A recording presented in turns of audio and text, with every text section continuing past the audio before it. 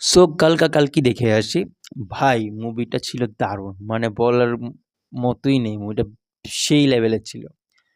But I have some questions. Number 1 হলো কালকি মুভির ভিতরে, পুরো মুভির ভিতরে কালকিই নেই সিরিয়াসলি। মানে এটা কিন্তু ভেরেভা আছে। এই যে অ্যাক্ট করেছে প্রভাস, যে স্পেশালি আ যাকে রিপ্রেজেন্ট করা হয়েছে কর্ণের প্রতীক মহাভারতের ভিতরে। বাট হ্যাঁ, মানে আমি আমি ফিল করেছি নাকি সবাই ফিল করেছে আমি বুঝতে পারছি না। বাট এটা সত্যি কি না আমি এটাও জানি না। যে আফটার 'বাহুবলী 2' এর পর প্রভাসের অ্যাক্টিং লিটারালি পড়েছে। মানে এত ভালো লাগেনি সিরিয়াসলি উনি থাকা না থাকার মতো। অমিতাভ বচ্চন অ্যাকশন ইস দারুণ হয়েছে, নো ডাউট। সিজিআই, ভিএফএক্স দারুণ হয়েছে। স্পেশালি যখন কৃষ্ণের যে হিন্দি ল্যাঙ্গুয়েজ যখন বলা হয়, ভাই ভয়েসের যে ডাবিং করেছে যে উফ! লাভলি। মানে বলার মতোই নয়।